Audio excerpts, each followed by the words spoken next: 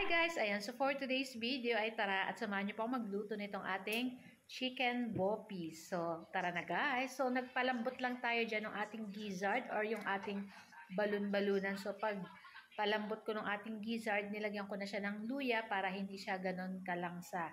So, gagamit po tayo dyan ng ating carrots, ng radish, tapos syempre ang ating bell pepper, siling pangsigang, sibuyas, bawang, luya.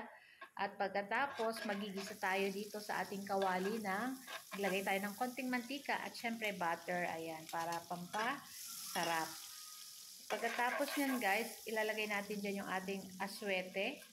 Kung meron po kayong powder, ayan, much better. Pero itong sa atin, seed. So, pag nag-color na yan guys, syempre tatanggalin din natin yung seed.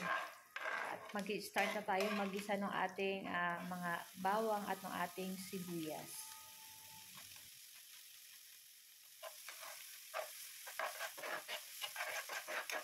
So, after nating mag-gisa yung ating bawang at sibuyas, ilagay na natin dyan yung ating gizzard at maglagay po tayo ng dahon ng laurel.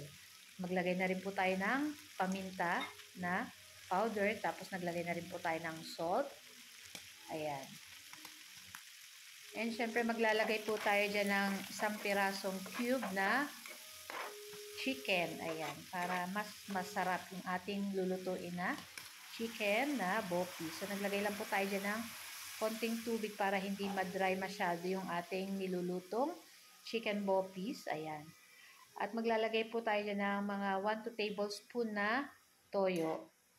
Tapos syempre, after nyan guys, halu-haluin lang natin. Naglagay rin pala tayo dyan ng liquid seasoning. Ayan. Pwede naman po kayo hindi gumamit. So, nasa sa inyo po. So, naglagay rin po tayo dyan ng 1 teaspoon sugar para balance lang yung lasa nitong ating chicken boppies.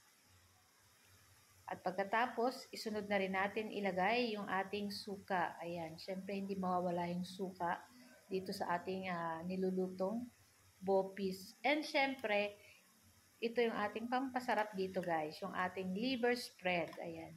Pero kung meron po kayong atay ng manok, itry nyo din pong lagyan. Ayan. Nakita ko lang to guys sa isang video. Hindi ko na matandaan yung ano. Tapos nakita ko parang ang sarap. Kaya i-try ko din siya guys, lutuin. Naku guys, hindi kayo magsisisi at talagang masarap nga. So yung mga hindi kumakain masyado ng pork, ayan, try nyo itong ating chicken gizzard.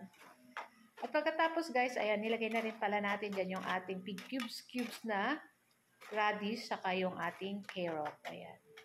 So gumamit lang po tayo dyan ng isang mahabang radish saka isang pirasong carrot. Ayan.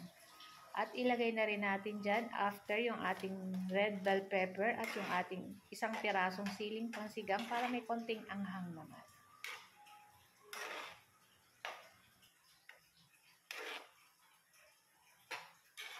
So, yan na nga. At after ilang minuto lang guys, ay luto na rin to guys. So, tikman muna natin. Ayan, naku, perfect talaga. Napakasarap. Kaya kung ako sa inyo guys, try nyo na din pong lutuin itong ating chicken gizzard.